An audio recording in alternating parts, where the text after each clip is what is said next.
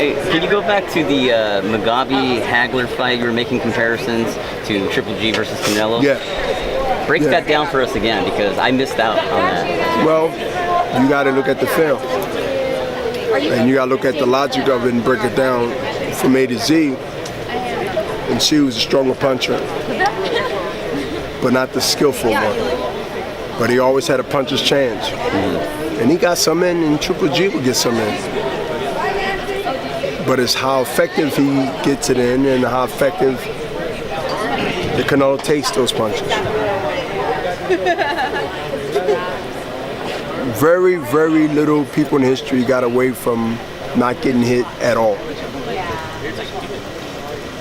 But the game changer comes when Canelo do get hit. It's how he responds would dictate who will win the fight.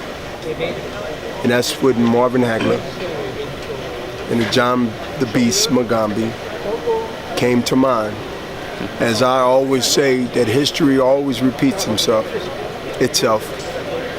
no matter in what type of sport or thing that's going on. But a lot of people don't pay attention long enough to understand that this was done before in a different era, or that had traces of the past. But if you ain't paying attention, you will never understand that, and you'll never see it. You'll definitely never see it.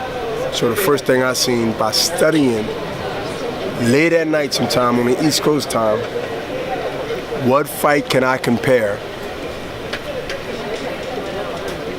this fight to?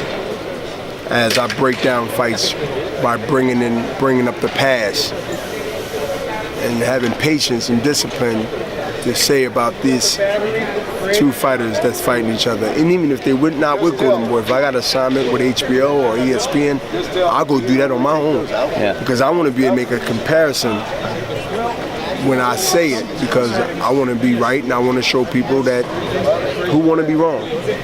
I want to show people that this is how far I go to bring credibility to what I say, not just because I'm Bernard Hopkins. What makes Canelo versus Triple G so special, and why should fight fans tune in? What makes Triple G and Canelo fight so special is because people wanted it, they asked for it, they thought it wasn't going to happen. When it happened, we made it happen. And it's just because the danger of it. I think when you look at why fights happen, and I think it's more of the skill level, but I think it's more of the danger of both fighters being knocked out or being beat by the other. And that's what the fans dictate. The fans really dictate as far as being verbal of who they want to see the fight, especially when both guys are on a collision course. And they want it when they want it, even though it might not be right to do it, but they want it. And that's why this fight's happening. This fight's happening because the fans asked for it. And I think they was kind of surprised that it happened as quickly. They didn't have to wait like a Pacquiao and the Floyd Mayweather fight, but they got a chance to see it. Just like we said, that we're going to fight 2 or 3 more fights, and we'll see you. And now those fights have passed, and here we are. So we lived up to our promise. Now it's all Canelo, and Canelo wanted the fight. See, this is the thing. If the promoter wants to fight and the fighter don't want to fight, that's wrong. If the fighter don't want to fight and the promoter wants to fight, then you can't force the fighter to fight. Then the promoter is wrong. So the promoter is wrong no matter what. So it's easy when you got a guy that listens to his promoter and say, oh, not now. I know you want to. And not listen, we know you can. But right now, being experienced, being 2 Hall of Famers, 2 legends, 2 guys that know about boxing, telling you, hold up, just tweak this and tweak that. You know, we'll see him 2 or 3 fights. He's going to be still there because nobody's going to be smart enough like we believe Canelo is right now to be able to dethrone the monster.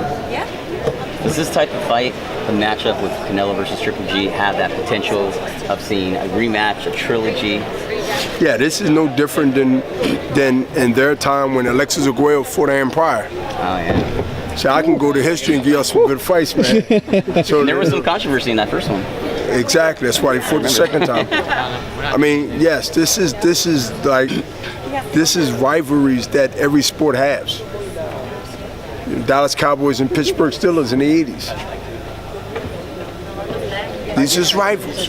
I know my history. I know my sport. I don't know everything, but I know rivalries. Look, the Lakers in Boston. So this is it's always going to be rivalries in every top sport, especially in America. This is one. This is a rivalry that was talked about. Both guys was on a collision course, and now the course come to pass. And so when I'm to fruition, so now when I want to look at it as like this is, please everybody enjoy it. Obviously I'm biased.